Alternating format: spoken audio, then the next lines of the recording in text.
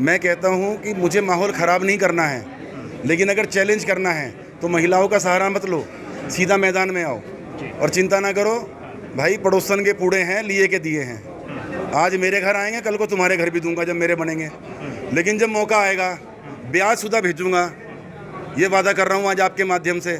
बस मेरा इन माननीयों से निवेदन है, मैदान छोड़ के ना भागे, यहीं आएँ, यहीं से फैसला होगा। और चिंता ना करो, समय दूर नहीं है, उल्हाड़ा उतारूंगा तुम्हारा भी। मैं किसी का उधार नहीं रखा करता भाई, बिल्कुल ब्याजशुदा दूंगा उनका मैं, याद रखें। 10 कारण थे, 10 चीज़ें मेरे पास, 50 चीज़ें मेरे पास थी। मैं चाहता तो उनके अधिकार सीज करा सकता था उस समय। क्यों? उनके गनर प्रसन्न चौधरी लेके घूमते थे। प्रसन्न चौधरी बोलते हैं मुझे, वो मुझे कहेंगे कि इनके अधिकार कहाँ हैं। तब संतोष देवी जी का अधिकार कहाँ था उनका अधिकार? उनके गन्नर को लेके घूमते थे ये, उनकी गाड़ी में घूमते थे ये, उनके पूरी जिला पंचायत चलाते थे प्रसन्न चौधरी। तब अधिकार नहीं सीज हो रहे थे किसी के, लेकिन मैं कर सकता था। मैंने क्यों नहीं किया?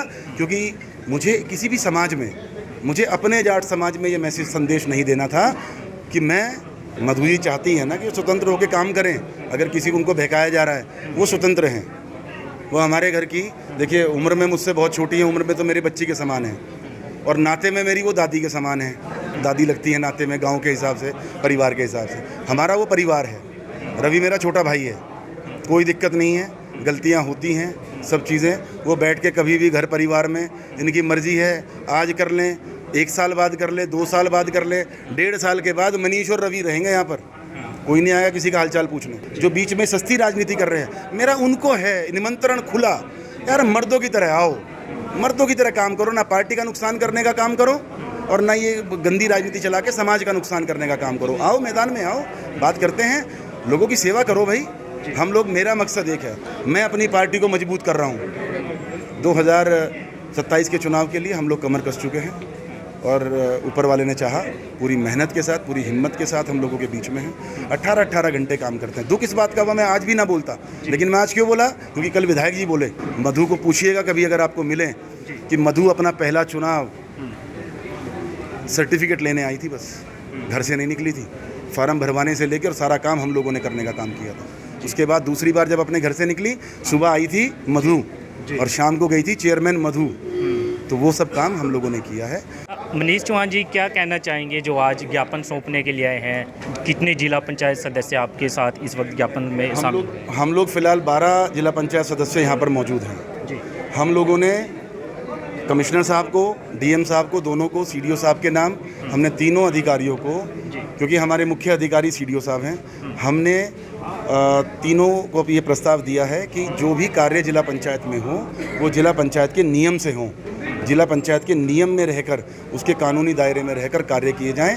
और जो प्रस्ताव 12 सदस्य, 13 सदस्य जो भी बहुमत में हमारे साथ हैं या उनके साथ हैं, वो जाएं और जाकर अपने कार्य कराने का काम करें। अच्छा, जो चेयरमैन जी हैं, मधु जी हैं, अभी दिखाई नहीं दे रही है काफ़ी समय से, तो क्या कारण मानते हैं और कैसे फिर शहर का जो अपना क्षेत्र का विकास है वो कैसे होगा? ऐसे तो काम रुक जाएगा विकास। देखिए, उसी लिए हम डीएम साहब से हमने और कमिश्नर साहब से रिक्वेस्ट की है कि जो हमारे काम हैं उनको रोकने, वो कामों को गति मिले। जिला पंचायत चलनी चाहिए, जिला पंचायत अध्यक्ष आकर बैठें, जिला पंचायत आकर अपने काम करें, अध्यक्ष जी आकर उनका जो एक नियम के तहत काम होते हैं उनको कराएं, मीटिंग बुलाएं, बोर्ड में जो प्रस्ताव बहुमत से पास होंगे उनको करा के निर्माण कार्य को गति देने का काम करें। अच्छा, कहीं ना कहीं लोगों का आरोप है कि इस बार जो प्रदीप चौधरी जी है एमपी की सीट हार गए हैं, कि कहीं ना कहीं मनीष चौहान जी का हराने में उसका हाथ है। देखिए, मैं एक चीज़ जानता हूँ, मेरा और प्रदीप चौधरी जी का, मेरे बड़े हैं, सम्मानित हैं, बेशक हार गए हों, पूर्व हो गए हों, लेकिन मेरे लिए वो हमेशा सम्मानित रहेंगे, पहले भी थे, अब भी हैं, आगे भी रहेंगे। मैं एक चीज़ कहना चाहता हूँ, चुनाव हारे हैं, हमें आत्ममंथन करना चाहिए, हमें खुद पे भी सोचना चाहिए, इल्ज़ाम दूसरों पे लगाने से बेहतर। मेरा उनका विरोध था, मैंने विरोध खुल के किया। जो मेरे शिकायतें थी वो शिकायतें पार्टी ने, पदाधिकारियों ने, संगठन के लोगों ने, हमारे बड़े नेताओं ने बैठ के उस विरोध को ख़त्म कराने का काम किया। जिस दिन वो विरोध ख़त्म हो गया था, उसके बाद मैंने पूरी जी जान से मैंने प्रदीप चौधरी जी को चुनाव लड़ाया। और आंकड़े बोलते हैं, मुझे जो जिम्मेवारी दी गई थी पार्टी की तरफ से, संगठन की तरफ से, उसमें मैं कामयाब हुआ। उसमें मैंने 80% वोटें अपने बूथों पर मैंने भारतीय जनता पार्टी को, आदरणीय प्रदीप चौधरी जी को दिलवाने का काम किया है। अब बिना मतलब की बातें, अब हारे तो बहुत जगह हैं, तो कहीं ना कहीं हम लोगों को उस पर मंथन करना चाहिए। हमें अपने अंदर भी झांक कर देखना चाहिए कि ऐसी क्या कमियां रह गई हैं, ना कि हम एक दूसरे पे इल्ज़ाम लगाते रहें। अब जो हुआ है। मैं तो आज भी कहता हूँ, उनसे छोटा हूँ, लेकिन मैं निवेदन करता हूँ, माहौल ख़राब कराएं ना, माहौल खराब कराने का काम ना करें, माहौल को सुधारने का काम करें। 27 है, फिर उसके बाद 29 है, तो अभी बहुत समय है, मेहनत करेंगे, मिलके हम लोग पार्टी को मजबूत करेंगे। हम लोग आदरणीय मोदी जी, आदरणीय योगी जी के दिशा निर्देशन में हम लोग काम करने का काम कर रहे हैं। हमें प्रदेश में आदरणीय मुख्यमंत्री जी हैं, उनके जो कि 27 में उन्हीं के नेतृत्व में चुनाव हम दोबारा लड़ने जा रहे हैं, तो हमें चाहिए कि हम 27 में अपनी पार्टी को जो कमियां रह गई हैं या जो कुछ जिसका हमें वजह से हम लोगों को नुकसान उठाना पड़ा, उसको दूर करें और पार्टी को मजबूत करने का काम करें। अच्छा, मधु जी का और प्रसन्न चौधरी जी का और प्रदीप चौधरी जी का, इनका जो फ़ोटो है मुख्यमंत्री जी सीएम जी के साथ वायरल हो रहा है, कहीं ना कहीं क्या मानते हैं उन सबको लेकर के, किस विषय पे चर्चाएं हुई है और क्या कुछ बातचीत हुई हो? देखो, मुख्यमंत्री अकेले ना मेरे के हैं ना तुम्हारे हैं, मुख्यमंत्री जी पूरे प्रदेश के हैं, उनसे कोई भी मिलने जा सकता है। वो भी लोग मिलने गए, हम लोग भी मिले। हम लोगों से जो मुख्यमंत्री जी ने कहा हम तो वो बता सकते हैं। मुख्यमंत्री जी ने हमसे कहा है कि आप जाइए, जिला पंचायत नियम अनुसार जिले से चलेगा, जो मेंबर चाहेंगे, बहुमत जिसके पास होगा उस हिसाब से जिला पंचायत कार्य करेगी।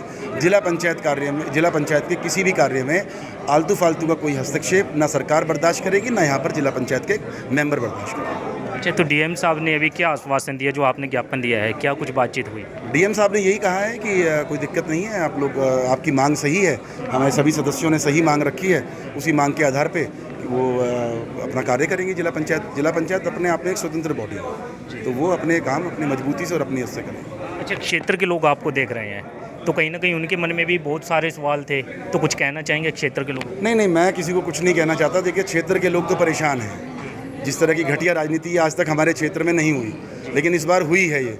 हम तो सिर्फ एक चीज़ कहना चाहते हैं कि अभी मैं कल इंटरव्यू सुन रहा था, मैंने देखा, मैं अब तक नहीं बोला 10 दिन में, मैं नहीं बोला तो लोग समझ गए वो मेरी खामोशी को मेरी कमज़ोरी समझने का काम कर रहे हैं। मैं कहता हूँ कि मुझे माहौल ख़राब नहीं करना है, लेकिन अगर चैलेंज करना है तो महिलाओं का सहारा मत लो, सीधा मैदान में आओ और चिंता ना करो। भाई, पड़ोसन के पूड़े हैं, लिए के दिए हैं। आज मेरे घर आएंगे, कल को तुम्हारे घर भी दूंगा जब मेरे बनेंगे, लेकिन जब मौका आएगा ब्याज शुदा भेजूंगा, ये वादा कर रहा हूँ आज आपके माध्यम से। बस मेरा इन माननीयों से निवेदन है, मैदान छोड़ के ना भागे, यहीं आएँ, यहीं से फैसला होगा। और चिंता ना करो, समय दूर नहीं है, उल्हाड़ा उतारूंगा तुम्हारा भी। मैं किसी का उधार नहीं रखा करता भाई, बिल्कुल ब्याज शुदा दूंगा उनका, मैं, याद रखें जी। अच्छा, एक सवाल और है कि कहीं ना कहीं लोगों का कहना है कि जो मधु जी हैं, जो चेयरमैन बने थे, तो आपने उसका काफ़ी साथ दिया था, खुलकर साथ दिया था। और जो पिछले चुनाव की बात करें, एमपी साहब का चुनाव प्रदीप जी का 19 का, तो वो भी आपने ही जितवाया था। लेकिन इस बार क्या ऐसा हुआ कि चलिए प्रदीप जी तो हार गए हैं, लेकिन मधु जी है जो कुछ समझ नहीं आ रहा है कि कैसे विकास होगा, कैसे मामला चल रहा है? सब अच्छा होगा, कोई दिक्कत नहीं है। मधु जी चाहती है ना कि वो स्वतंत्र होकर काम करें।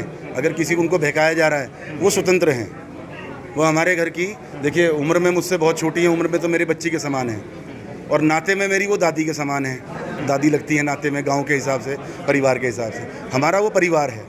रवि मेरा छोटा भाई है, कोई दिक्कत नहीं है, गलतियां होती हैं, सब चीज़ें वो बैठ के कभी भी घर परिवार में, इनकी मर्जी है, आज कर लें, 1 साल बाद कर ले, 2 साल बाद कर ले, 1.5 साल के बाद मनीष और रवि रहेंगे यहाँ पर, कोई नहीं आएगा किसी का हालचाल पूछने।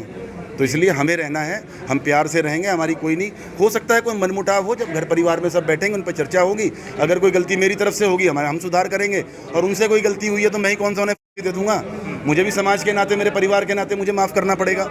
लेकिन जो ये लोग बीच में एक हल्की राजनीति कर रहे हैं, जो बीच में सस्ती राजनीति कर रहे हैं, मेरा उनको है निमंत्रण खुला, यार मर्दों की तरह आओ, मर्दों की तरह काम करो, ना पार्टी का नुकसान करने का काम करो और ना ये गंदी राजनीति चला के समाज का नुकसान करने का काम करो। आओ, मैदान में आओ, बात करते हैं, लोगों की सेवा करो भाई। हम लोग, मेरा मकसद एक है, मैं अपनी पार्टी को मजबूत कर रहा हूँ। 2027 के चुनाव के लिए हम लोग कमर कस चुके हैं और ऊपर वाले ने चाहा, पूरी मेहनत के साथ, पूरी हिम्मत के साथ हम लोगों के बीच में हैं। 18 घंटे काम करते हैं। दुख इस बात का हुआ, मैं आज भी ना बोलता, लेकिन मैं आज क्यों बोला, क्योंकि कल विधायक जी बोले कि नहीं वो सीट वो जीत कर आई है, भाग्य से जीत कर आई। भाग्य कोई ना कोई लिखता है, मधु का भाग्य लिखने के लिए इन 10 लोगों की मेहनत है, जिन्होंने तमाम विरोध झेलकर और पता नहीं कैसे कैसे तनाव में इन्होंने वोट डालकर उसको चेयरमैन बनाने का काम किया है। उसको सदस्य बनाने का काम मनीष चौहान ने किया है, वीरेंद्र सिंह जी ने किया है। वो सीट इतनी डिफ़िकल्ट सीट है, लेकिन उसके बाद भी तमाम विरोध के बावजूद मधु को जिता कर लाने का काम किया। मधु को पूछिएगा कभी अगर आपको मिले कि मधु अपना पहला चुनाव सर्टिफिकेट लेने आई थी, बस घर से नहीं निकली थी। फार्म भरवाने से लेकर सारा काम हम लोगों ने करने का काम किया था। उसके बाद दूसरी बार जब अपने घर से निकली, सुबह आई थी मधु और शाम को गई थी चेयरमैन मधु। तो वो सब काम हम लोगों ने किया है। तो इसीलिए मैं आज भी कहता हूँ, मुझे उनसे कोई गिला शिकवा नहीं है, लेकिन ये गंदी राजनीति की जो पहल लोगों ने की है। संतोष देवी जी हमारी चाची जी, आदरणीय हमारी जिला पंचायत अध्यक्ष रही यहाँ से। 10 कारण थे, 10 चीज़ें मेरे पास, 50 चीज़ें मेरे पास थी। मैं चाहता तो उनके अधिकार सीज करा सकता था उस समय। क्यों? उनके गनर प्रसन्न चौधरी लेके घूमते थे। प्रसन्न चौधरी बोलते हैं मुझे, वो मुझे कहेंगे कि इनके अधिकार कहाँ हैं। तब संतोष देवी जी का अधिकार कहाँ था? कहाँ था उनका अधिकार? उनके गनर को लेके घूमते थे ये, उनकी गाड़ी में घूमते थे ये, उनके पूरी जिला पंचायत चलाते थे प्रसन्न चौधरी। तब अधिकार नहीं सीज हो रहे थे किसी के, लेकिन मैं कर सकता था। मैंने क्यों नहीं किया? क्योंकि मुझे किसी भी समाज में, मुझे अपने जाट समाज में ये मैसेज संदेश नहीं देना था कि मैं इस तरह की गंदी राजनीति करके उनको अपमानित कर रहा हूँ। लेकिन आज जिस तरीके से एक समाज को, हमारे 10 सम्मानित सदस्यों को, और जिस तरीके से एक महिला को सहारा बनाकर बेइज्जत किया जा रहा है, इसका बदला ज़रूर लिया जाएगा। धन्यवाद।